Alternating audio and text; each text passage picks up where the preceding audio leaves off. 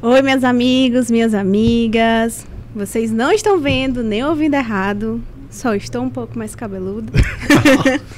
Não é o JP. Hoje quem vai comandar esse programa sou eu, Rayana Monteles. E vocês não imaginam o prazer que é estar de volta. Mas é claro que os nossos hosts do Rádio Treta, né? Os polêmicos, não poderiam faltar. E eu tô aqui com João Paulo, o JP, The Best, esquerdista de iPhone. E Sávio, do perfil Sávio Advice, nosso guru da macroeconomia. E aí, gente, bora dar um oi pra essa galera. E aí? Hoje tá diferente aqui, né, Sávio? Hoje a gente que vai ser pressionado aqui. O jogo virou. O jogo virou 100%. A gente vai ter que... Várias surpresas aí, né?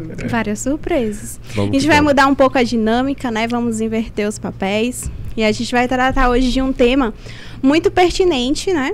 E no dia de hoje, porque a gente tá gravando no dia 18 de outubro, que é dia do quê, JP? É o dia do médico e da médica. Estão dizendo, né? Estão dizendo por aí que é o dia do médico. Hoje de manhã, né? Recebi várias mensagens, parabéns. Teve café, teve chocolatezinho, teve de tudo no hospital. Sério? Foi. Então os médicos ainda são valorizados. E eu não poderia deixar, né? De dar um presentinho. Começou a surpresa. Começou a molecagem. Um troféu abacaxi para cada um dos meus amigos. É novidade. Isso aqui não estava no script, Rayana. O troféu abacaxi. Isso aqui tá totalmente fora. Troféu abacaxi para vocês descascarem. Eu me sinto, como é que se chama, com lugar de fala, na hora que eu vejo um abacaxi, entendeu? Totalmente fora do A quantidade de abacaxi que eu laudo diariamente, que eu vejo um negócio desse, eu me sinto 100% lugar de fala. Tá confortável, né? Aqui é Rádio Treta, né, gente? Minha cara, isso aqui. Muito obrigado, Vamos mandar para João Pedro. Pode adorar, vou dar para Maria Alicia. Vamos lá. Então, a gente veio aqui no Dia do Médico fazer um programa do tipo Globo Repórter, né? Que fala assim: médicos brasileiros, quem somos? Como vivemos? Onde trabalhamos? Como reproduzimos? Estão reproduzindo bastante, pelo visto. Literalmente e figurativamente. Então a gente vai conversar sobre o último censo, né? Digamos assim, que foi publicado agora em maio de 2023, um trabalho do Departamento de Medicina Preventiva da USP, junto com a Associação Médica Brasileira, o apoio da Organização Pan-Americana de Saúde e do Ministério de Saúde, que vai esmiuçar, né, como que é o perfil do médico, da medicina atualmente, fazendo um censo populacional, só que só dos doutores. Exatamente. Uma demografia médica. Demografia, né? Que é o estudo das populações, né? É isso que eu consigo de demografia. É povo, né? Demos é povo, né? Demos é povo, né? É o governo do povo, da democracia. Esse trabalho, ele vai revelar o quanto que a gente mudou nos últimos 12 anos, que o último acho que era de 2011, né? Sim. Isso. E vai apontar um pouco para onde que a gente está indo. E aí a gente escolheu os dados, né, mais chamativos, polêmicos, pra chorar mesmo. Desse trabalho para que garantir a treta, né? Lógico. Então, bora lá. Começa aí, JP, mostrando um gráfico que mostra aí a evolução do número de médicos em comparação com a população geral, desde 1980 até 2022. O que a gente está vendo aí? Como é que isso tá certo, Rayana? É isso mesmo. É isso mesmo. Em 1980 nós éramos 113 mil, Exato. Exatamente. Em 2023 nós somos 562 mil, mais de meio milhão de médicos. Uma evolução que foi de quantos anos? 80 dá quanto pra cá? 40 anos, né? Mais de 40 anos. Se a gente imaginar que as primeiras faculdades de medicina têm mais de 100 anos, né? Bem mais de 100 anos, quer dizer, a gente evoluiu de quase quadruplicou, né? Em bem menos na metade do tempo de que existe faculdade de medicina no Brasil. Exato. Se a gente fizer um comparativo isso, né? Dos anos 2000 para cá, já teve um aumento de 55% nos últimos 23 anos, né? 55% aumentou o número de médicos e a população, 27%. A população, na verdade, brasileira está tendendo muito para aquela padrão meio, né, de encolher, né? Europeu, digamos assim, né? Que na Europa as pessoas não querem mais ter menino, né? A gente sabe, né? Pra que reproduzir? Eles estão importando genitores, né? Mão de obra barata. Verdade. E a gente ainda tem um padrão bem de natalidade alta, mas a tendência da população de forma geral é meio estável, né? Crescendo de forma menos íngreme, né? O que não é o que está acontecendo com a população dos médicos, né? Então você vai reproduzindo o quê? Meiose, mitose? Reprodução assexuada, sexuada. Geração espontânea, né? Eu sei que está muito mais rápido do que os partos que acontecem lá no materno infantil. Cada minuto que se respira, eu acho que nasce mais um médico do que gente lá no materno. Virou um efeito composto, né? Se você pensar que, se você não cortar... Juros compostos eu entendo. Entendo porque as tuas dívidas hoje virou um efeito composto, mas se você olhar de 1980 para 2000, ele não duplicou, né? Mas de 2000 para 2023, ele foi mais acentuado depois do ano 2000, né? Então entendi. Você tem uma velocidade. Quando eu digo assim, olha, velocidade e aceleração importam, né? Que são coisas diferentes. Tá crescendo o número de médicos, fine, com uma velocidade X. Qual é a aceleração disso, né? Tá crescendo mais rápido à medida que o tempo passa. Praticamente uma aula de física.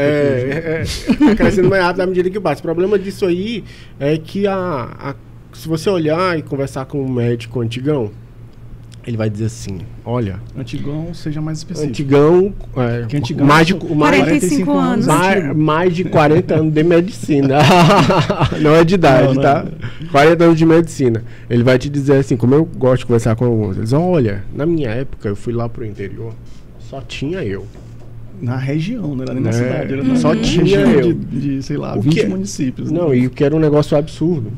Absurdo, né? Absurdo. Se do ponto de vista de assistência, é absurdo. Assistência é absurdo. E de um ponto de vista que, se você olhar um médico antigamente, o mesmo cara fazia parto, drenava tórax, operava apêndice, anestesiava. Quando eu era interno, uma vez estava auxiliando uma cirurgia de urologia e o urologista brigando com o anestesista, porque o anestesista estava querendo sair da sala e tal, toda hora saindo da sala. Ele diz, rapaz, é melhor a gente ganhar logo anestesia, porque lá no interior, uns 20 anos atrás, eu mesmo anestesiava e eu mesmo operava, entendeu? E então tá ali pelejando. E ele brigando porque o anestesista não queria ficar na sala. Então a realidade, esse tipo de realidade mudou e não necessariamente foi para pior. Entendeu? Não necessariamente foi para pior. A gente não veio aqui só para dizer que piorou. Melhorou, com certeza, né? A gente não tem como dizer que não melhorou. Esse gráfico aqui que a gente vai mostrar agora fala sobre isso, né? Porque a gente faz existe um cálculo que as instituições recomendam, de que é o número de médicos por 1000 habitantes, né? No Brasil, em 2010, era 1,63 médico por 1000 habitantes. É isso mesmo? Sim. Né? E a gente agora, nesse censo, aumentou para 2,6.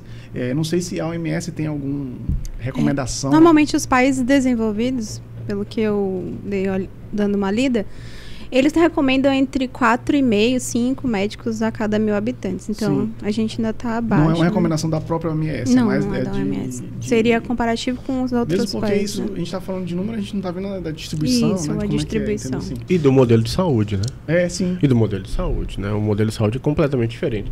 Se você pegar os países nórdicos, que tem quase 5 médicos para cada 1000 habitantes, né? São países que, basicamente, o sistema de saúde privado é muito pequeno. Sim. O público comporta quase tudo. Na Europa, tudo isso. O público comporta tudo, só que aí tem N coisas, né? Você chegou, tá com dor lombar. Se você chegou no PS com dor lombar. Ok. Qual é o grau da sua dor? Aí o cara vai graduar a sua dor, né? Porque uma coisa é uma dorzinha lombar, outra coisa é uma dorzona lombar. Aí o cara gradua a tua dor, pra saber se você tá frente a uma emergência ou uma urgência. Se você chegar com 10 de dor, opa, tem alguma coisa acontecendo, deve ser uma coisa grave. O paciente o cálculo renal tá expelindo uma pedra, o paciente tá dissecando a aorta abdominal, o paciente tá com infarto renal, o que tá acontecendo? E aí, se você chegar com uma dor lombar, o cara vai estratificar. E na hora que ele vai estratificar, colher sua história, ele vai dizer, olha, você merece um ultrassom eu acho que é uma cólica nefrética. Não é a gente que diz que quando quer não. Porque tem uma história engraçada de uma colega minha médica que estava na Inglaterra e chegou com dor abdominal, com dor na região do estômago e queria fazer uma endoscopia. Disse, não, a senhora não tem indicação de endoscopia. Não, mas eu quero fazer. Disse, não, mas não tem indicação. Não fez? Fez? Não. Ela tomou o IBP dela e foi para casa. Exatamente. IBP mesma coisa. Tem remédio para gastrite. O pessoal brinca, tem um colega em Luxemburgo. E lá no Reino Unido tudo esse esquema é assim também, né? Esse esquema lento, estratificado. Sim. E tipo assim, você vai fazer o ultrassom de abdômen. Né? O ultrassom de abdômen não vê todo tipo de cólica nefrética. Depende muito do tamanho do cálculo, da localização do cálculo. Você não vai ver se o paciente tiver com uma cólica nefrética clássica em uma boa parte dos casos. Mas se eu, por exemplo, vi que você tinha uma leve dilatação ureteral e sua dor está à direita, aí o cara vai dizer, olha, provavelmente você está expelindo o cálculo. Analgésico, hidratação, anti-inflamatório, repouso, casa. Sim. De pirona e casa. Casa. Pirona e casa. Para não onerar o sistema. Para não onerar o sistema. Dificilmente vai fazer uma tomografia de abdômen. Que hoje nos hospitais particulares, no sistema brasileiro, o paciente chegou com dor lombar. Ele pula para tomografia de abdômen. Que encarece, então é diferente. Eu estava falando desse colega meu de Luxemburgo. Ele mora em Luxemburgo, ele reclama, ele morava aqui no Brasil. Ele reclama, ele diz, cara, eu quis consultar com um urologista aqui em Luxemburgo. A quantidade é relativamente restrita, é um país caríssimo, taxa de imposto muito alta e tal. E aí só tem vaga em todo o país daqui para 3 meses. Aí ele disse, cara, eu tava em Brasília eu conseguia ser atendido lá no Hospital Top de Brasília com encaixe para a mesma semana. Para a mesma semana com um dos melhores urologistas do país. Entendeu? E aí ele vai lá fora e diz, olha, aqui, infelizmente, você tem que entrar. Não é assim que funciona.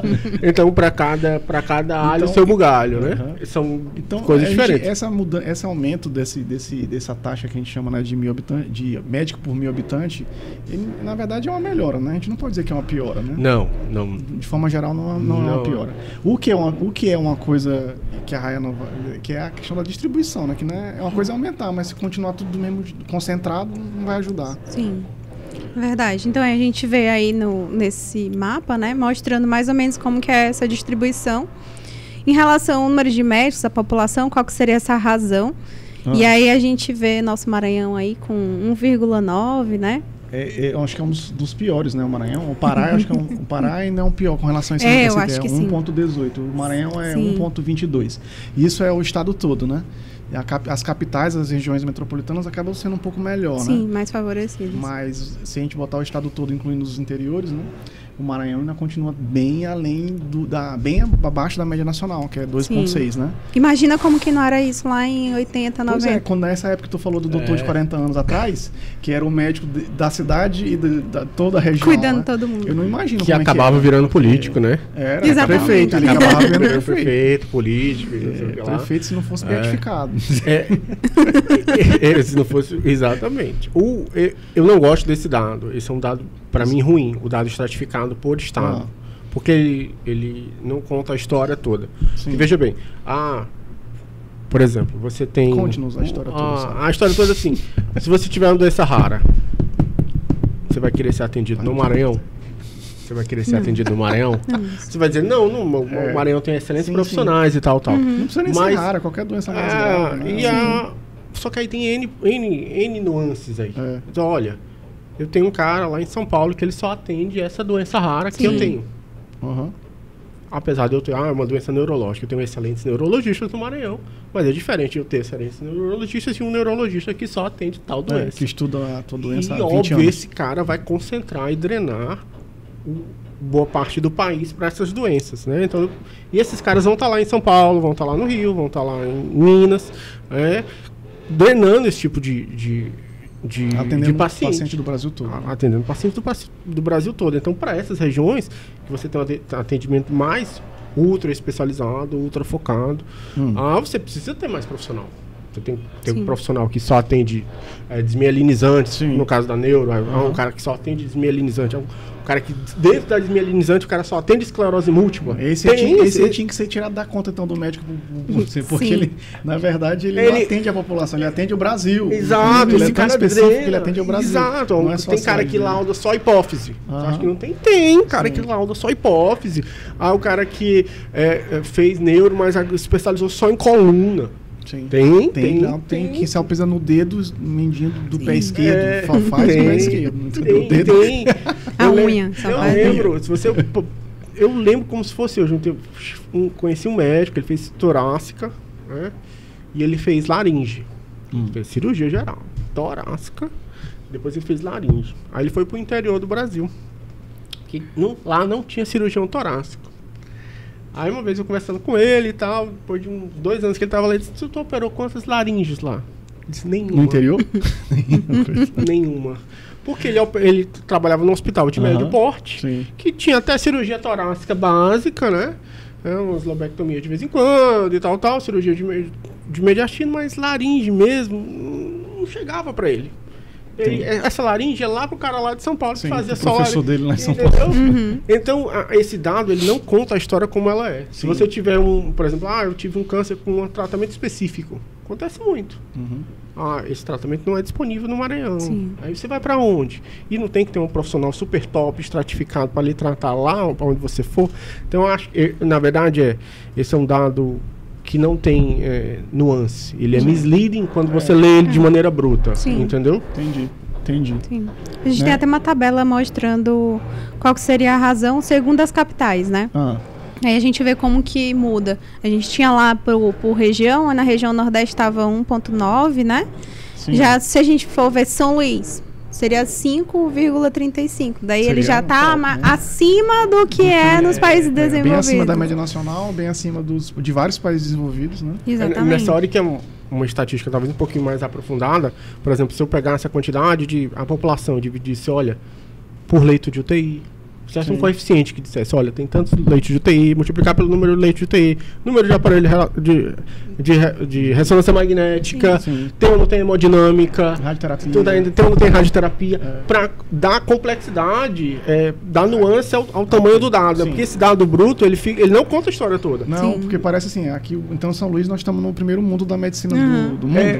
Não exatamente. Não exatamente. Muita calma. Não exatamente. Porque aqui ficou 5, né? Ficou 5,35, né? Sim. Porque fica 5,35, mas aí vai para a periferia do Maranhão, a região mais periférica vai para 1. Isto, né? Não, o interior do Maranhão, esse dado é do interior do Maranhão, né? Esse outro que fica do lado da capital aqui, né? 0,48, é isso? É 0,48? Sim. 0,48 é o índice, se você tirar a capital, as regiões metropolitanas, fica 0,48. Então é aquele médio, tá praticamente igual ao médio de 40 anos atrás, né? Sim. Deve ter mudado muita pouca coisa de 40 anos para cá pro interior do estado, né? E quanto menor a cidade, menos habitantes ela tem, mais é difícil a situação. O doutor gosta de ficar na capital, né? É outro problema. É um vácuo que tem uma oportunidade. Mas isso é uma coisa interessante. Mas por que o doutor gosta de ficar na capital? Por quê? Porque juiz vai pro interior. Juiz não falta no interior. Porque existe um plano de carreira, existe várias coisas assim. O doutor não tem plano de carreira. Às vezes também te dá mais segurança para trabalhar na capital, né? Porque às vezes tu vai no interior, aí já chega lá, aí fala assim: olha, aqui hoje a gente não tem como fazer curativo porque não tem material para curativo.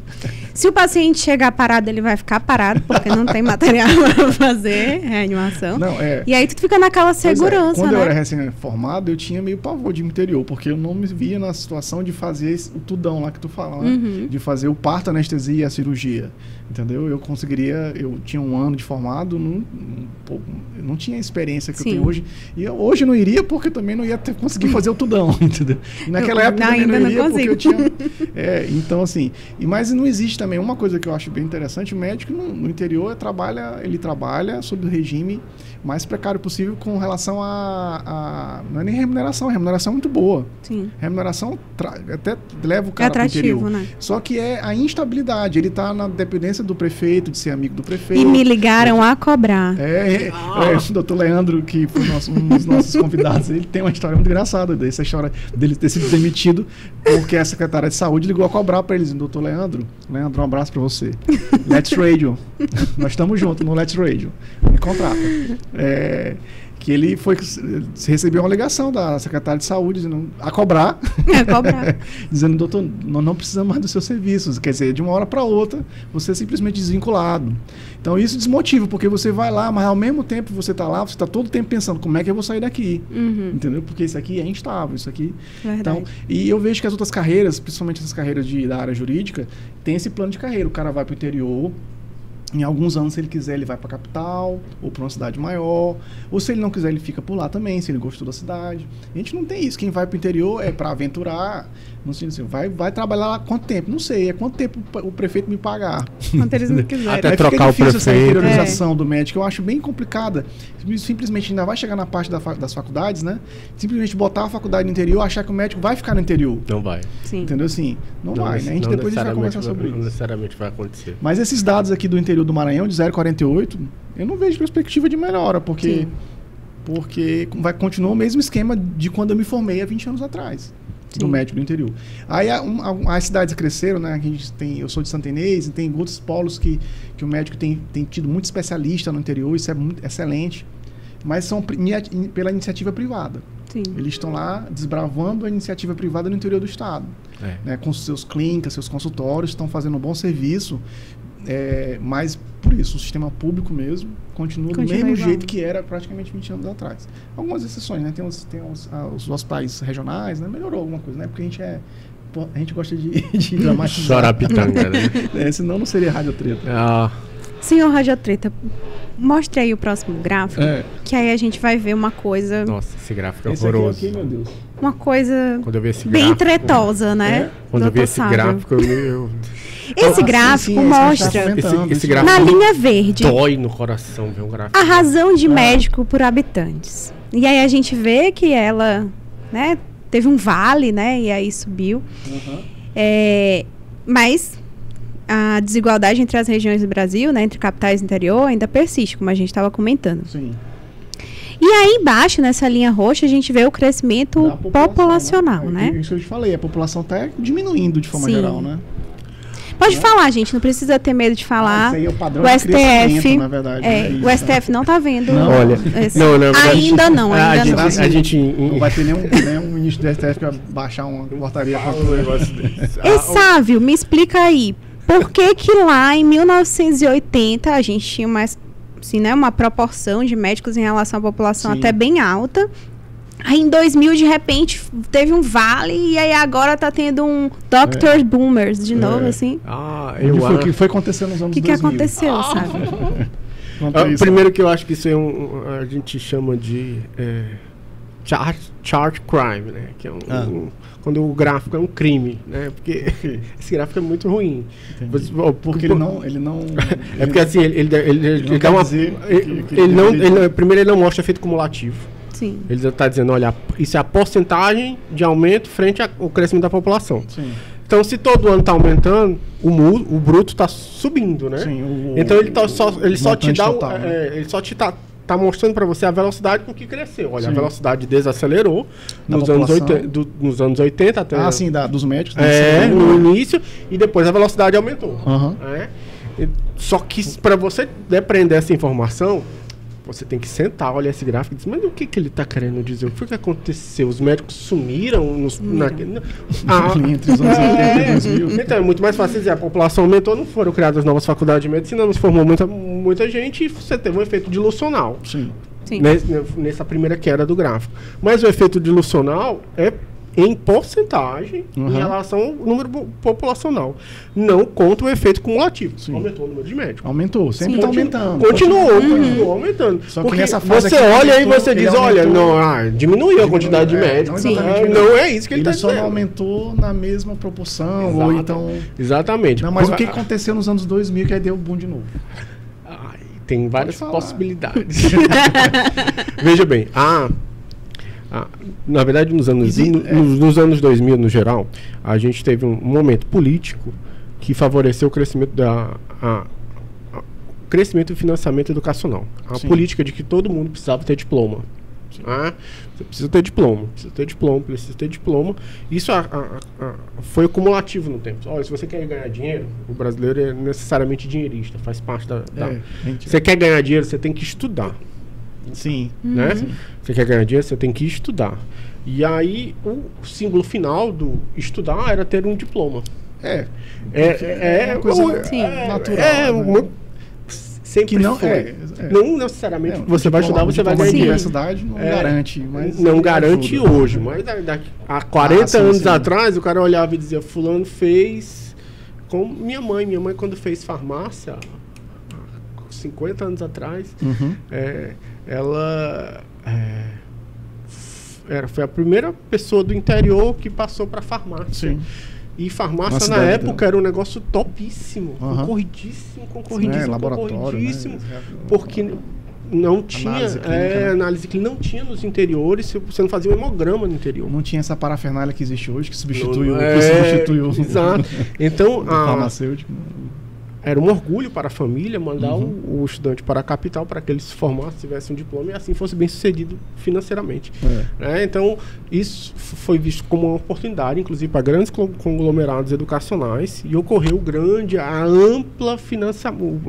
os amplos financiamentos estudantis e crescimento de faculdades no interior do Brasil. Sim. Os governos, nessa época, liberaram grandes verbas para universidades, que foi um negócio lucrativo para ambas as partes. O governo tinha interesse em formar mais profissionais. As pessoas queriam se formar. Isso não é necessariamente uma política ruim. Não necessariamente. É uma política... Você dá acesso à faculdade não é uma política ruim. Sim. Você não dá crescimento econômico proporcional para que essas pessoas sejam empregadas quando elas terminarem a faculdade. Sim. Isso é a política ruim. Isso é a sacanagem. É o cara terminar a faculdade e dizer, olha, eu fiz um curso XYZ. E aí você vai olhar no mercado, olha, em São Luís inteiro tem 1000 pessoas que trabalham nesse curso que eu fiz. Todo mundo está empregado. Se você fizer, você vai trabalhar onde? Mas e o meu diploma? E aí é o efeito reverso, né? Que é um monte de gente diplomada que está procurando outros trabalhos. Sim. Porque não tem trabalho na área que ela se dedicou 4, 5 anos da vida, ou mais, né? Né?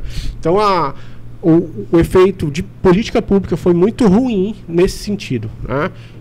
Cresceu-se a quantidade de faculdades no Brasil inteiro, ampliaram-se as vagas de universidades públicas no geral, jorrou dinheiro para financiamento, criação. Financiamento estudantil e financiamento das faculdades. Essas faculdades que a gente vê hoje, como é que você abre um curso? Você precisa de grana, e ocorreu uma redução no cut-off de exigências. Sim, as exigências diminuíram. As sociedades soltaram a mão e por N razões, lobby político, soltou a mão. Sim. E depois que soltou a mão, agora a gente está querendo pegar o leite que derramou. Porque é um monte de gente formando que não tem para onde correr. Né?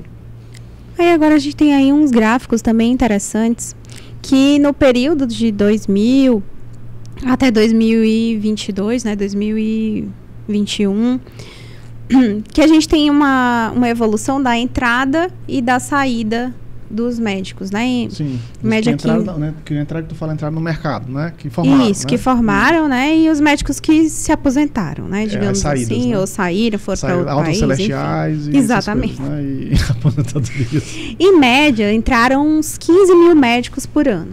E saíram 1.500. A conta que não... E aí, gente? A gente vai ter que determinar uma aposentadoria compulsória.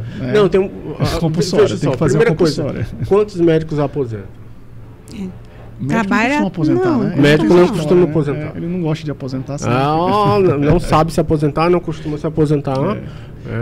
Eu fiz ultrassom há algum tempo atrás de um paciente médico do interior, que é senhorzinho já. E ele tava com insuficiência renal. Ele só se aposenta como Eu fiz o exame dele de pré-confecção de fístula de arteriovenosa de hemodiálise. Sim.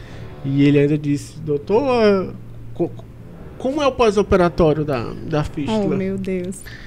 E ele me chamando de doutor. Eu digo, pai, não me chama. Aí ele... Como é o pós-operatório dessa fístula? Porque eu trabalho tal e tal dia, entendeu? E eu tenho que ver isso melhor. E eu esqueci de perguntar pro vascular que vai fazer quanto tempo faz e tal, porque eu vou ter que ficar indo e voltando. 70 anos, cara. O cara não tinha parado de trabalhar. Essa história, o médico não costuma se desaposentar, né? Assim, ele continua trabalhando. Não é diferente de você chegar e dizer, eu tenho carreira federal e parei, eu sou juiz, sou promotor. Isso é um dado interessante. O médico não costuma, isso não vai mudar, né? Isso vai continuar. Mas a quantidade que entrou é bem significativa, né? Óbvio. Pelos motivos que a gente está comentando, né? Sim. Aumento de faculdades públicas vagas de faculdades públicas e das particulares. Com excesso de financiamento, muito financiamento de faculdade. Muito mais particular do que pública. Não, desproporcionalmente, né? Desproporcionalmente, né? Proporcional. A faculdade pública a faculdade privada é um grande negócio, né? É um business grande, e no Brasil é um business que funciona, virou um business de bolsa de valores, né? Você tem 4 gigantes de ensino que estão na bolsa de valores, passando perrengue, inclusive. Depois tu me passa. Depois dá a dica aí. Passando perrengue, porque foi o que aconteceu na crise do Covid. Não sei, aconteceu. Eles fecha faculdades. Não, ficou aí o que aconteceu? Tudo no online. E aí, o que os estudantes vão fazer? Eles trancam. Entendi. Verdade. E o professor deles vai continuar fazendo o que? Ele ganha por produção? Não, ele ganha um salário fixo. Entendi. Entendeu? E o custo de manutenção, segurança e tal, que a maioria deles são custos fixos. Segurança, aluguel, para as presenciais. Aí você, explodiu o online. O online veio e foi, né? Sim, né? Foi tão rápido quanto veio, praticamente. Porque assim, as pessoas perceberam que, primeiro, isso é uma opinião pessoal, o online, na maioria dos casos, gera baixa qualidade. Não, com certeza. Quem já deu uma aula online na vida, ou assistiu uma aula online na vida, olhou e disse: por que essa aula não foi presencial? Pois cara? Até a gente, quando a gente vai fazer alguma coisa online, a gente pensou, se eu tivesse lá presencial, ia dar muito mais liga, ia dar muito melhor. É outra história. Online, realmente, eu não tenho mais saco pra assistir webinar de nada, né? Não. Quando me convidam pra eu disse, não, gente, não vou não, eu tenho que lavar uma roupa, eu tenho que fazer... Não, eu cancelei. eu cancelei todos da minha vida, acho que tem mais de 2 anos webinar, já. Como é que chama aquele negócio? Live. Abusou do nível assim. Não assisto. Veja bem. Presencial eu ainda curto, eu vou. Não, eu vou, eu adoro. Principalmente imersão presencial. Se tiver café, o coffee break. Eu sou 100% se tiver café, eu vou. Torcedor incentivador do presencial. De imersão. Entendi. Eu acho que as imersões modificam e você aprende muito rápido e você poupa tempo. Sim. Se alguém disser, vamos fazer um curso de imersão de... Aí eu disse, como é esse negócio aí? São 12 horas direto, 3 dias seguidos. Mas tem que ter a hora do café. Sempre tem um café. Rivotril, Venvanse. Vamos brincar um pouco de futurologia. Adoro. 2035, né? Tá bem aí. É o quê? As projeções são para 2035, né? 35, daqui a quantos anos? 12 anos. Falta bem pouquinho. Né? 23, 12, né? 35. 12. Hoje, nós somos uns 562 mil, um pouquinho mais de meio milhão em atividade, né? Sim. Nesses 12 anos que vão vir, a gente vai ser mais de 1 milhão. Sim. Se continuar na mesma balada, né? Se continuar na mesma balada. Imaginando que vai ficar tudo igual, mas já sabemos que tem outras propostas, né, por aí. Sim. Se a gente continuar nesse mesmo padrão, né? Então parece que vai ficar excelente a assistência da população. Será? Aquele índice de 2,5 vai pular para... Você vai dobrar, né? Vai pular para quase 5. Né? Aí você tem que manter o quase mesmo crescimento populacional, né? Entendi. Verdade. Porque senão, né, vai ficar ainda maior, né? E aí, essa mesma projeção também afirma, né, que a gente ficaria ainda nessa densidade aí de 4,5 médicos para cada 1.000 habitantes. Mas ainda assim, persistiriam os vazios assistenciais, né? Aqueles desertos médicos. Isso não deve mudar. Isso não deve mudar. Eu também acho que não. Não deve mudar. Pelos motivos que a gente estava comentando agora. Não deve mudar. Essa história de vamos fixar o médico no interior, nas regiões não metropolitanas, vamos abrir faculdades nessas regiões. Ótimo. Isso ajuda a desenvolver a região, né? Que vira um polo estudantil, né? Ajuda a desenvolver a região. Sem dúvida, sem dúvida. A região tem uma faculdade lá funcionando. Mas aqueles profissionais não necessariamente vão ficar lá. Na verdade, a maioria volta para a sua cidade de origem, ou volta para as capitais, entendeu? Assim, isso é bem nítido que acontece, né? Mudou um pouquinho, acho que a entrada da faculdade da Federal, e a gente passou um tempo ali na UFMA que tinha estudante de tudo quanto era lugar do país, né? Porque eu acho que mudou um pouquinho a coisa do SISU lá, né, de entrar na faculdade, de como você escolher. Mas, assim, durante alguns anos atrás, a gente via de 30 estudantes, 20 não era nem maranhense, não era nem, às vezes, gente do interior do Rio Grande do Sul, entendeu? Esses não vão ficar aqui no Maranhão, entendeu? Eles vão se formar e vão voltar para suas cidades, seus estados de origem. Mesma coisa do paciente que forma no interior, né? Alguns vão voltar para a capital e alguns vão voltar para os outros estados, né? Então, esses vazios, esses que ele chama de vazio, né? De assistencial, eles vão persistir. Se não tiver política ou incentivo real, na minha opinião. Real é dizer, você vai vir para o interior, você vai ter uma boa condição de trabalho e você vai ficar tranquilo de que você não vai ser demitido no próximo mês e receber aquela ligação a cobrar, entendeu? E se isso não acontecer, vai continuar do mesmo jeito. Né? Porque foi o que aconteceu nos anos, né? Nos últimos anos. Olha, se você olhar, uma das coisas mais difíceis é prever. Né? Quando você sabe como é que vai ficar o mercado de trabalho de médico. Diria a mãe de nada. Daqui 10 anos. Olha, não tenho ideia. Eu realmente não tenho ideia. Isso, larga de ser. Não tenho ideia. Não, eu tenho muita dificuldade de prever. Por que acontece? Se você me pensar, vai aumentar o número de médicos, vai diluir, né? E o preço, raciocínio simples. O preço das coisas vai baratear, as consultas vão baratear, os procedimentos vão ficar mais baratos, porque vai ter muito médico e tal. Você acha mesmo? Eu acho que não. Porque tem um outro ponto, né? De selecionar pela qualidade. Porque aí daí você pode ver, beleza, diminuiu as exigências para abrir a escola de medicina. Então, abrindo uma escola de medicina significa dizer que todos que estão saindo bem preparados? E daí quem já estava no mercado, será que não vai ter mais vantagem de cobrar mais ainda pelo serviço? Não, você dilui, um efeito dilucional composto. Porque assim, quem vai dar aula para essas pessoas? Pois é. Aí você vai dizer, olha, são pessoas com menos experiência que vão estar dando aula para pessoas menos, zeradas, teoricamente, com uma capacidade limitada naquele momento. Né?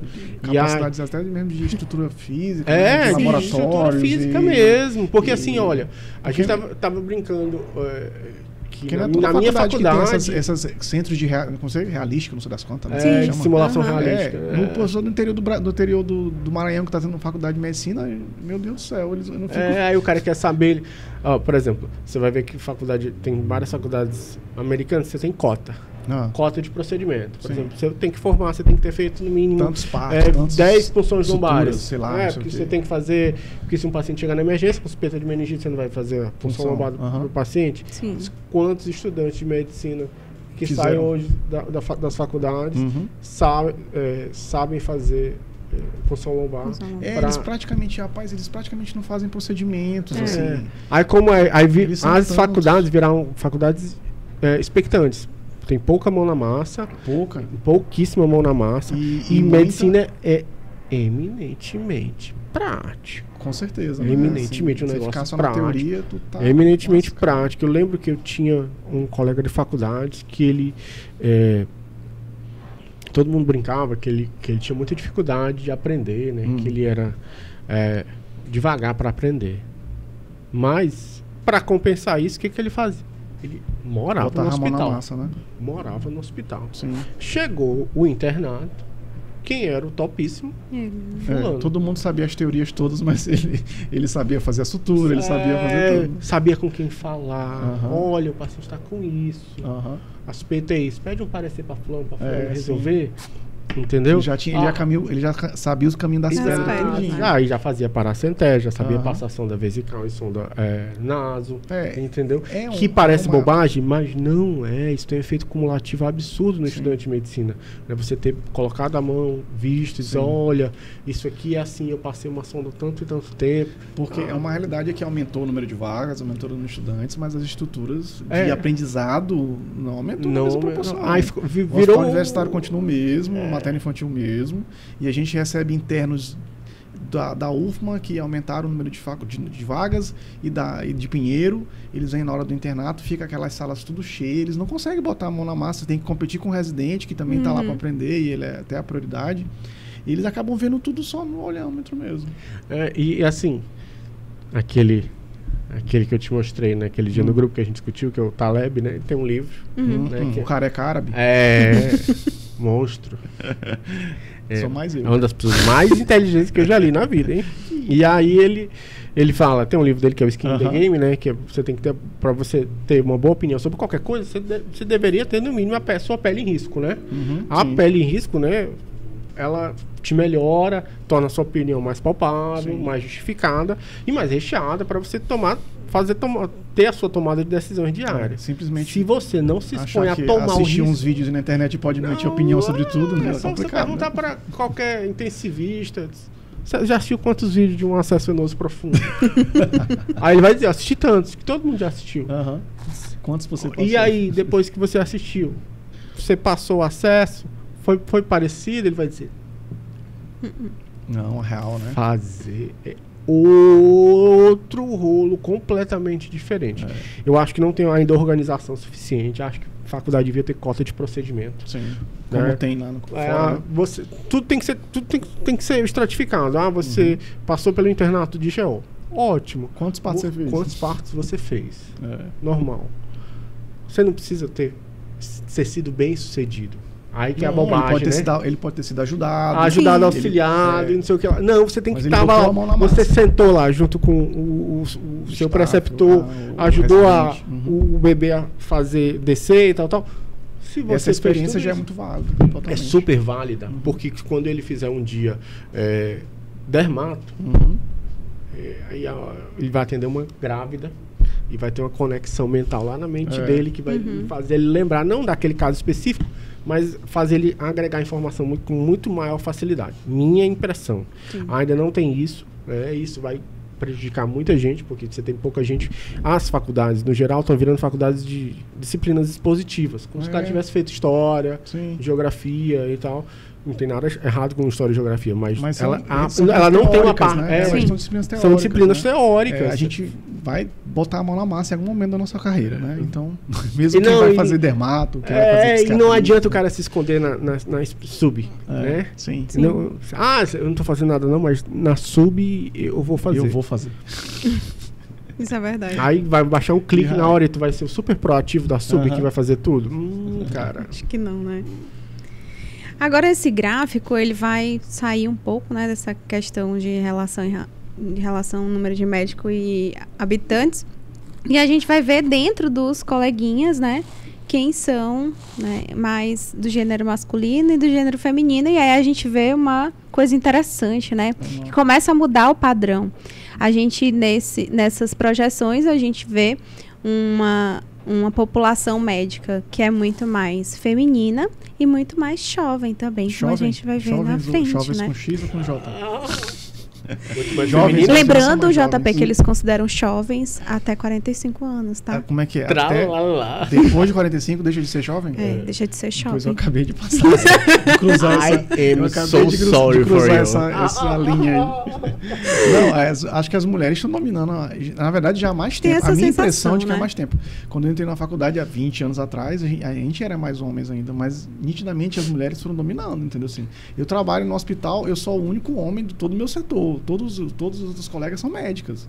Entendeu? Tudo bem que a GO é uma especialidade um pouco feminina, né? Mas a própria radiologia. A própria radiologia tem muito mais radiologistas hoje em dia, mulheres, né? Para mim, essa questão é nítida, né? Que as mulheres estão dominando. Lá no hospital, acho que é a primeira vez que tem uma turma que é só homem, né? Nas outras... De residente? De residente, Primeira vez dos três, só homens. Mas a rádio também ainda é mais masculina.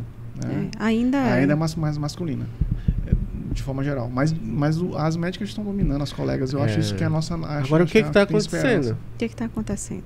Agora o que está acontecendo? Por que dá mais mulher? Por que tem mais mulher que homem? Por quê? Não sei. Não, eu tô... Assim, veja bem. Existe uma crise masculina no geral, né? Existe que é reportada, né? Os homens vivem menos. Eles vão pra guerra. Tá cheio de guerra no mundo, né? Tá cheio de guerra no mundo. E quem vai é homem. Pipocando pra tudo quanto é lugar. Quem vai é homem. A maioria das vezes são grande maioria. Então existe uma crise masculina subnotificada, no geral. E tem um problema. O homem tem muito mais demanda familiar, né? Sim. Então, quer você queira, quer não, medicina é uma longa jornada. Entendo. É verdade. Então acho que o homem precisa logo dar um jeito de ganhar dinheiro para sustentar a família. Ele tem pressa de ganhar Ele tem dinheiro, mais né? pressa. Sim, entendi. Muito mais pressa. Verdade. É emocional. Não é... Não estou falando que a mulher não tem pressa, mas são velocidades de temperamento diferentes, né?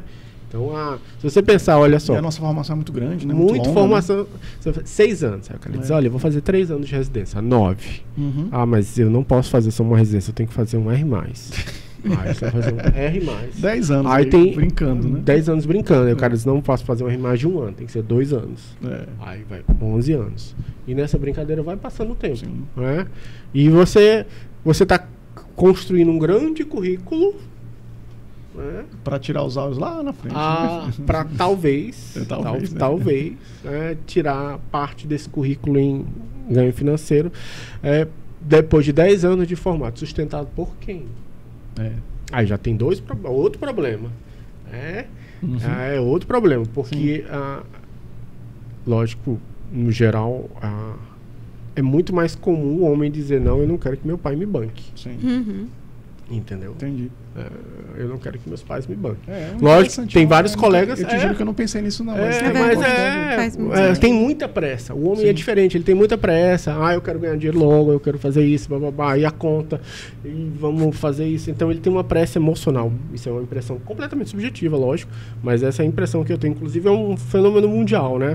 É uma crise masculina no geral, né? O homem ele tá com uma pressa, mas ele meio que não sabe muito o que fazer, porque ele não é mais, em vários sentidos, o dono do lar, porque tem uma maior comparação com a mulher, entendeu? Então você vê casais que se separaram porque a mulher ganhava mais que o cara, entendeu? E dói, aí o cara dói no ego masculino, dói no ego masculino. Eu não tenho esse problema. Adoro, né? Então é um problema, uma crise masculina que está afetando a medicina também. Em relação a essa pirâmide aí, adoro a pirâmide. Aí eu quero que você me fale. Ter mais médicos jovens. Os jovens de verdade, né? Jovens de verdade. Abaixo de 35. Não. Jovens de verdade. Isso impacta no mercado de trabalho, no modelo de trabalho, ter mais jovens? Nós vamos chegar no ponto de ser que nem aquele deputado que falou que médico é mais barato que sal, é branco, barato, encontra em qualquer lugar, em qualquer esquina. Esse cara falou isso, eu não lembro quem foi, te juro que eu não lembro. Também não lembro não, mas eu lembro. Era um deputado, era um senador, né, de uma CPI da vida. E ele falou isso há uns 20 anos atrás, 15 anos atrás, né? Vai virar realidade. Que os jovens precisam trabalhar. Né? Tem uma equiparação para isso na radiologia, né? Que é assim, se você disser assim, olha, eu preciso de uma pessoa para laudar ressonância de abdômen. Hoje, eu montei minha clínica, preciso de uma pessoa para laudar ressonância de abdômen. Tu acha que eu demoro quantas horas mandando o zap para conseguir uma pessoa? Hoje em dia. Tu acha que eu demoro mais de 1 hora para conseguir? Não demora. Agora, se olha que é abdômen, se fosse abdômen. Se fosse de ombro, de ombro já tinha pré-fila, antes de tu mandar a mensagem. Olha, tu comprou uma ressonância, sabe? Um aparelho, disse, olha, quando tu começar a fazer exame, nós somos brother já. Tu já escolheu uma que ninguém quer se meter. Exato. Só que aí tem um fenômeno inverso. Que é se você comprou lá 3 aparelhos de ultrassom, montou sua clínica. Você vai conseguir arranjar pessoas para fazer as agendas de ultrassom com a mesma rapidez? Não vai conseguir. Então, eu falei com um colega meu do Rio de Janeiro, um dia desses, ele disse, eu conversei com um gestor lá que tem clínicas tanto no Rio quanto em Portugal. E aí ele disse assim, que o problema dele hoje é a ultrassom. Pois é. Porque eu percebo isso. A gente para laudar ressonância e tomografia, ele não demora meia hora e já achou o dono, entendeu? Sim. E lógico que se desvaloriza o método, né? Obviamente se desvaloriza o método. E essa comparação que eu fiz é a mesma comparação da pirâmide etária dos médicos. Sim. Se você tem muito recém-formado, o que acontece? Você perde poder de barganha. A base da pirâmide alarga e esses médicos aqui perdem poder de barganha, por exemplo, para aumentar o plantão da UPA. Sim. Esse cara não consegue. Porque muita gente, normalmente desunido, cada um com tempos diferentes. Um cara quer dar plantão durante 5 anos, um cara quer fazer 1 ano só porque ele quer ir para residência. Não tem um sistema mais pró-coletivo. Então, o alargamento da base da pirâmide prejudica quem? Prejudica o especialista? Não.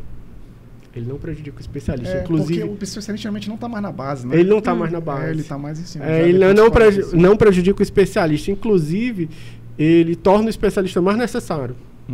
Sim. Ele torna o especialista mais necessário. Geralmente são os jovens mais inexperientes, né? Você tem ideia, tem uns lugares no país que tem uns convênios com sistemas de cardiologia, em que todo eletro que é rodado nas emergências vai para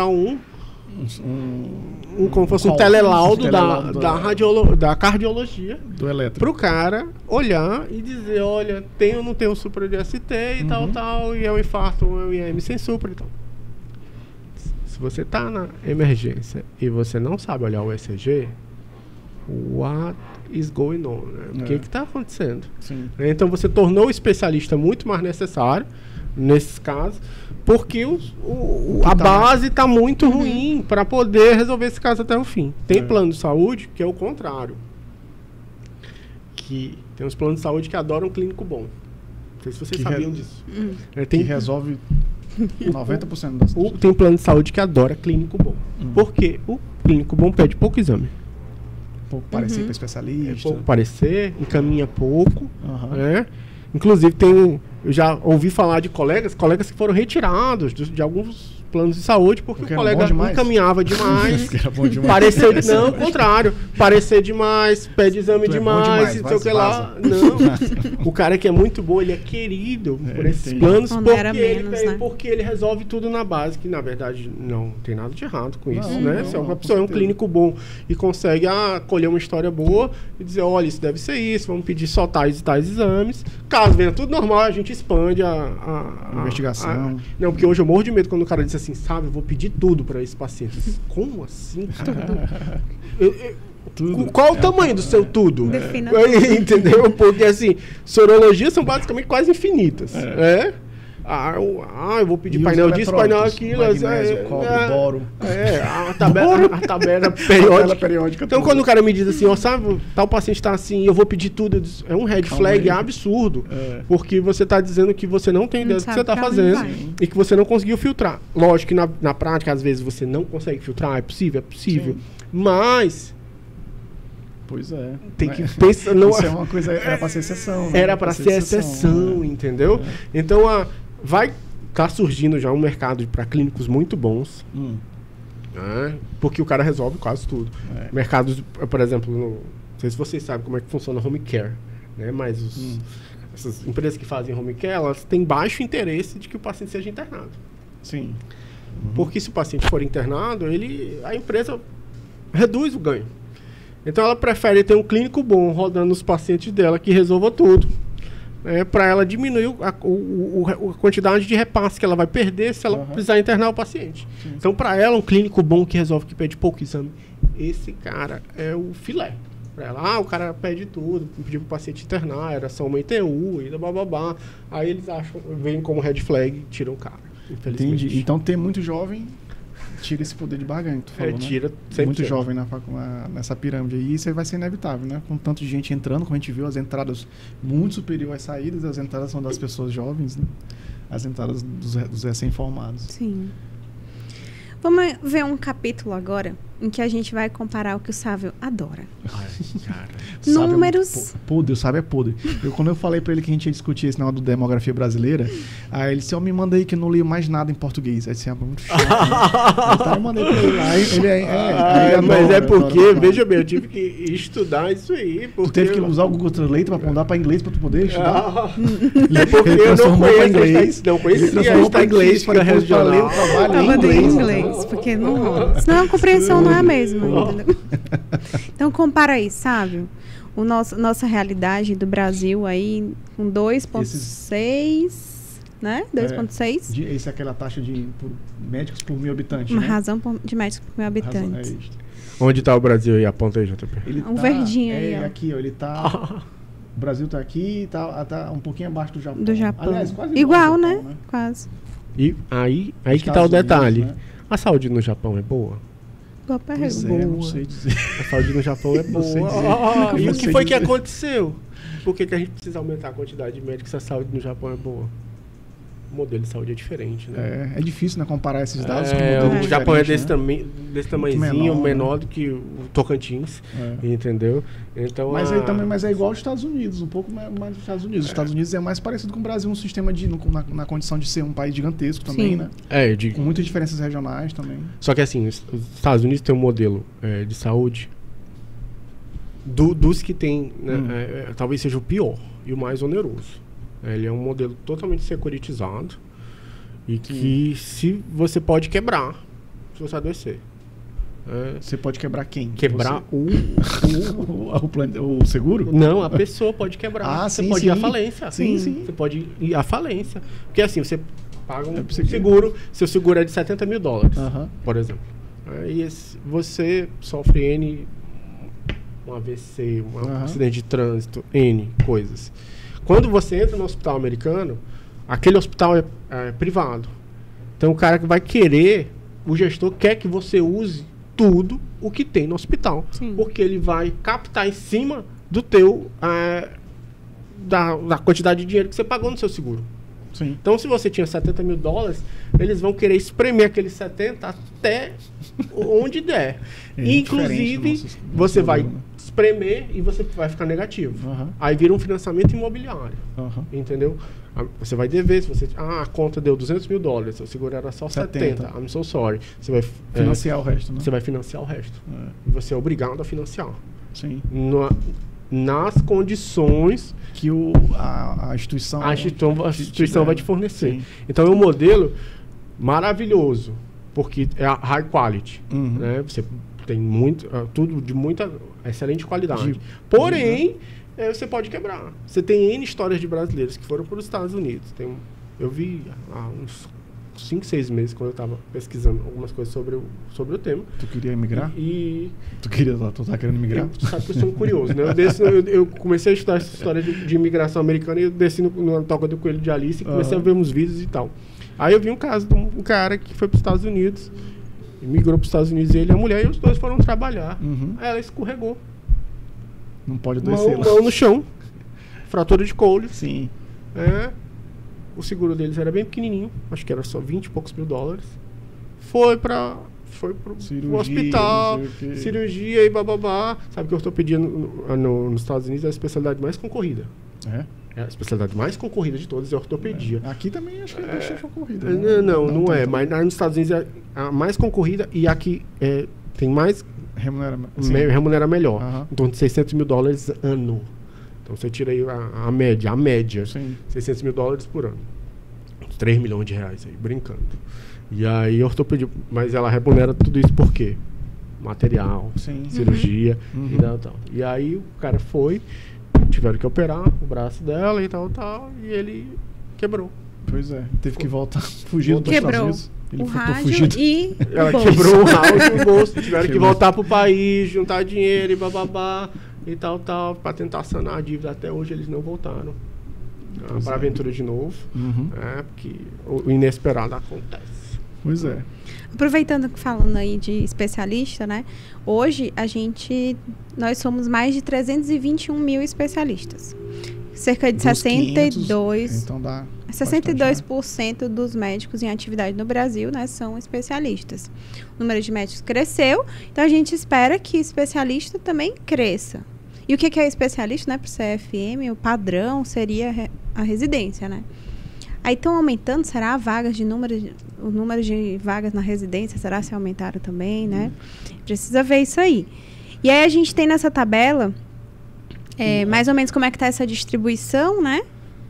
Em relação às subespecialidades, nas especialidades, né? Sim. Aí clínica médica, a gente vê que ainda é o mais procurado, né? Pediatria. É o acesso para as outras sub, né? Que acaba sendo aquele acesso direto, né? O pessoal quer economizar o tempo também, né? E para surpresa de 0 pessoas, né?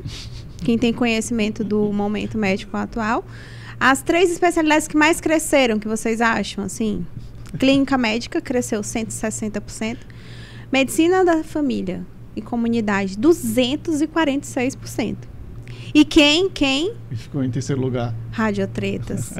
113% radiologia e diagnóstico por imagem. Sentiu isso na pele?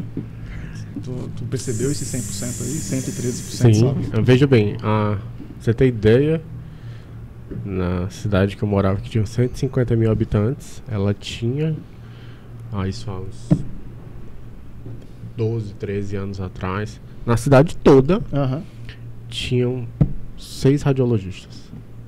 Pois é. É pouco. É bem pouco. Muito pouco. É muito pouco, inclusive, porque parte deles atendia SUS. Sim. Então, a demanda estava lá. Sim. A demanda estava lá. Então, a quantidade de exames continua aumentando, né? Não, os exames só aumentaram, né? Imagina se não tivesse crescido 113%. Pois é. O que tinha acontecido? O cara ia fazer exame e o prazo de laudo era 2 meses. Pois é. Isso que, no fundo, né, ia ser péssimo para a população. Isso é muito ruim. E hoje você tem cidades do interior com plantão à distância, inclusive no Maranhão, plantão à distância de tomografia 24 horas. Isso é bom no final das Isso contas. é bom. Isso é bom. Porque, por exemplo, a gente fala que o pessoal pede tomografia demais, mas na prática, se você for realmente sincero com o negócio, se você puder escolher entre um método ultrassom e tomografia, para emergência, a tomografia é muito mais útil. Sim. Para emergência, sim. Para emergência é muito mais útil. De forma geral, ele vai resolver muito mais problemas. Muito mais útil, porque assim, coisas que não dá para ver na tomografia, a paciente tem uma salpingite, é difícil de ver na tomografia. Sim. Dá para ver, mas é difícil de ver. Aí você sairia pela ultrassom, né? Só que assim, a maioria das emergências sai via tomografia. E das emergências que são ameaçadoras à vida, principalmente, né? Exatamente. Não das urgências, das emergências. Sim. Ela sai na tomografia. É o AVC, é o paciente com pneumotórax, pneumonia grave, abdômen agudo, fraturas complexas, que às vezes o ortopedista quer só um raio-x não está resolvendo, ele pede a tomografia porque o troço está complicado, entendeu? A tomografia é um método de emergência perfeito. A tomografia para emergência é o melhor método, no sentido de acessibilidade, velocidade. Velocidade, você faz a tomografia em 5 minutos. Qual é a ultrassom que você faz em 5 minutos?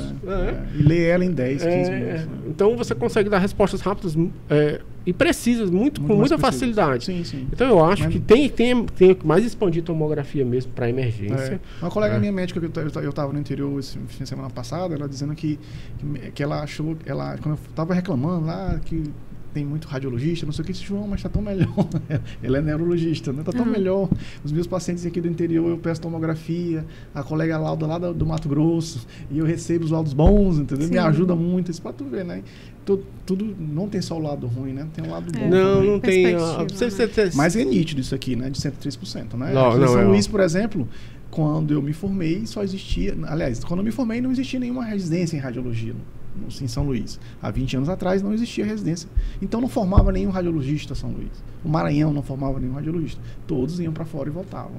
O que já dificulta a formação, porque nem todo mundo tem condição de ir para fora, questões familiares e tudo mais. Aí aqui em São Luís, de 0 em 20, hoje em dia nós somos, acho que, vaga de residência em São Luís, acho que são 18, por aí. Não lembro. Por aí, é umas quase 20. Então foi de 0 a 20 em menos de 20 anos. Então aumentou muito. Aumentou muito. Isso então, a gente sente na prática. Esse valor era esperado. O que me assustou não, mas na verdade me agradou, é médico, porque assim, tem outras subespecialidades que aumentaram muito também lá, quando eu estava estudando o artigo. Aumentaram muito, mas aí é a subespecialidade. Eu queria ver as especialidades básicas, o que mais aumentou, a medicina da saúde e comunidade, eu acho interessante ter aumentado tanto, né? Eles estão oferecendo muito. Isso é uma política de governo também, né?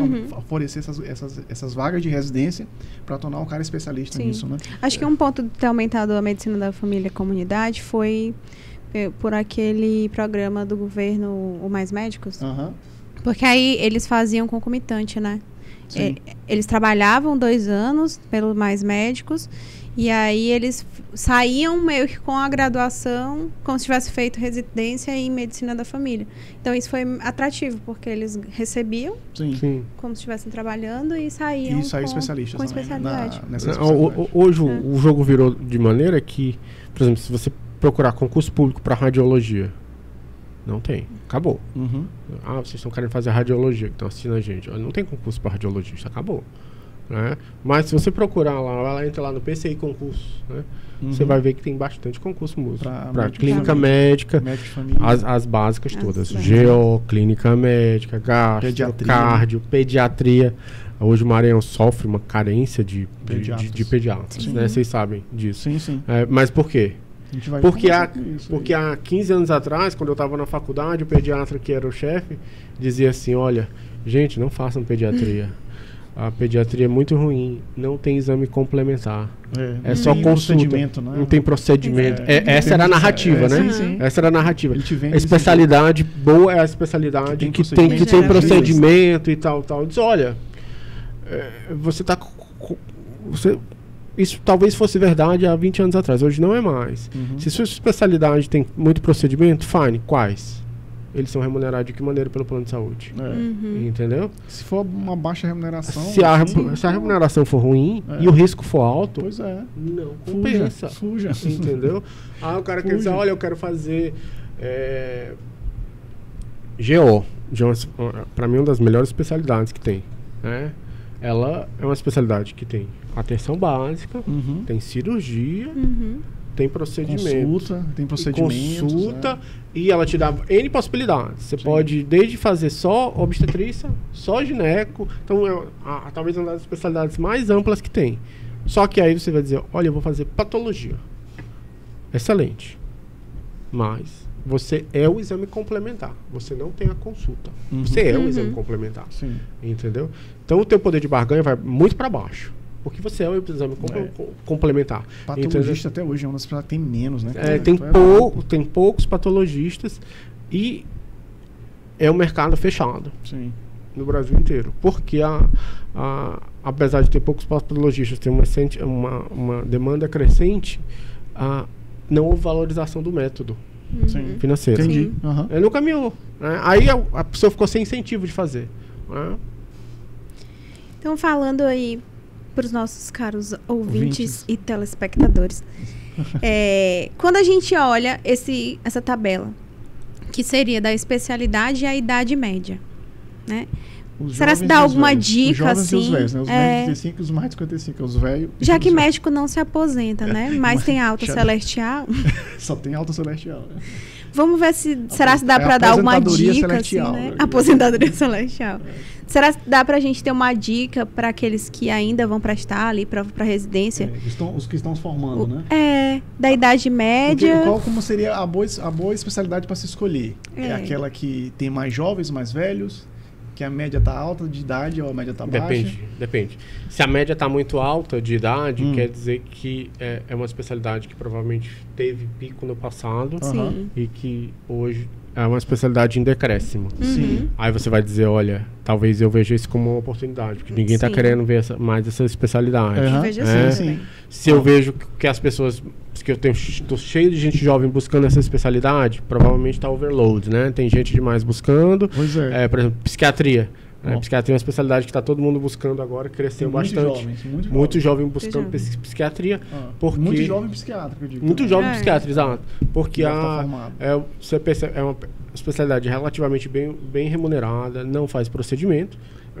Então o risco é baixo. Olha aqui, psiquiatria... fideliza o paciente. E o problema da psiquiatria foi o que o CRM tentou corrigir, né? O CFM tentou corrigir, que era a quantidade de pós-graduação de psiquiatria que tinha. Que verdade. Tudo, né? Que aí ele botou pro pessoal para colocar pós-graduado, não especialista nas suas propagandas. Aqui, ó, patologia, por exemplo, a gente estava comentando da patologia. Médicos com menos de 35 anos só são 13%. Então, assim, tem mais veio. Tem mais velho. É uma especialidade de veio. É uma especialidade. Pouca gente buscando. Né? Aí você vai dizer, é uma oportunidade, aí você tem que pensar. Sim. É uma oportunidade que ninguém está querendo. Os velhos vão ter uma celestial uma hora. Biópsia e cirurgia não vai diminuir, só vai aumentar. Não, com certeza. Então, você vai fazer. Eu não vou fazer patologia. Neurocirurgia, se você olhar a quantidade. 15, tem neuro aqui? Tem neurocirurgia. Muito pouco jovem. Muito pouco jovem. Por quê? Porque demora demais. Demora demais. É outra coisa que o jovem não. O jovem não pensa. Você vai fazer neurocirurgia, beleza. Você demanda um centro cirúrgico de qualidade. Sim. Então você não dificilmente vai para qualquer lugar. Você não vai para o interior clássico. Sim. Aí outro problema. Quantos, que é todos, você tem que pensar para todas as especialidades.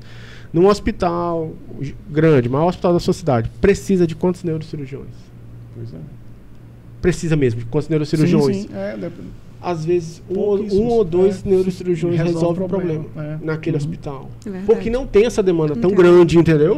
Aí ele vai dizer, olha, eu vou ter umas cirurgias eletivas e eu domino o hospital. Você vai trabalhar onde, amigão? Se eu fosse dar uma sugestão para algum recém-formado, eu diria para fazer pediatria ou GO. Eu acho que tem pouca gente jovem, um bocado de velho, já que estão tudo já...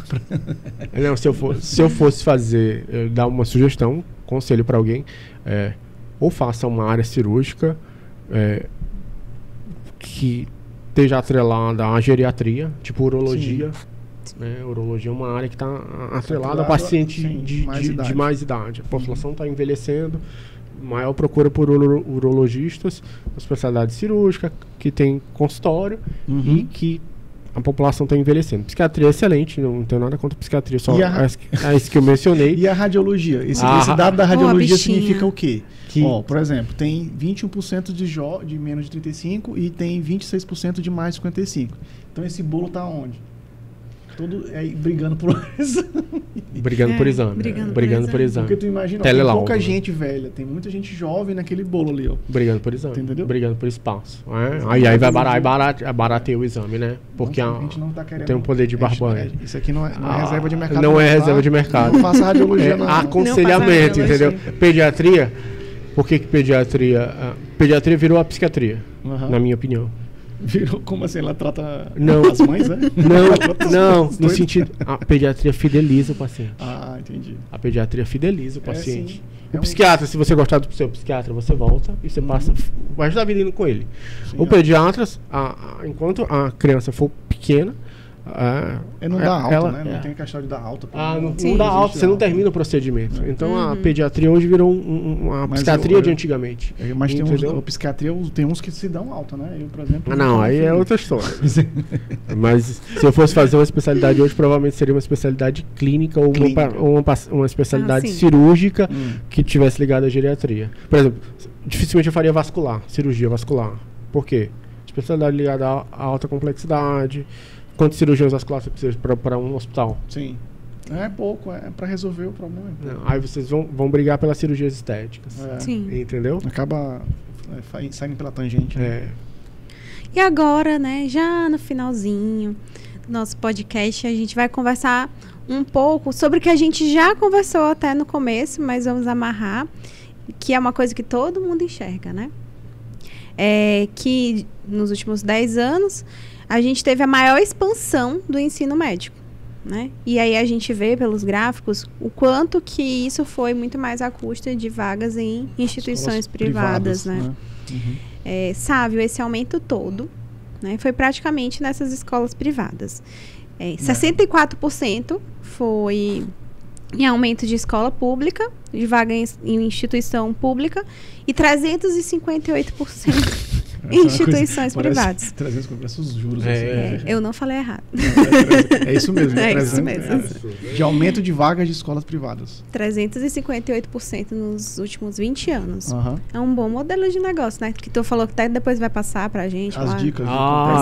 É um excelente modelo de negócio para o perpetuador do negócio, pro dono, né? Sim, pro dono da faculdade. O negócio é pra quem? Mas Eu quero ser sócio desse Eu não quero estudar de novo, não. Eu quero né? ser sócio desse negócio. Exato. O que acontece? Se você olhar o modelo de negócio de faculdades, muito provavelmente eu encaro hoje como um modelo de negócio ruim. Porque ele tá overload, faculdade demais, para todos os tipos de curso. Sim, não está falando só de medicina. Não só, todos os cursos no geral. Então, o refúgio das pessoas está sendo o seguinte: olha, eu vou fazer uma faculdade, aí eu tenho três possibilidades. Ou entro no mundo corporativo e tento subir lá dentro do mundo corporativo, ou eu faço concurso público. Isso não necessariamente para medicina, estou falando no geral. Sim.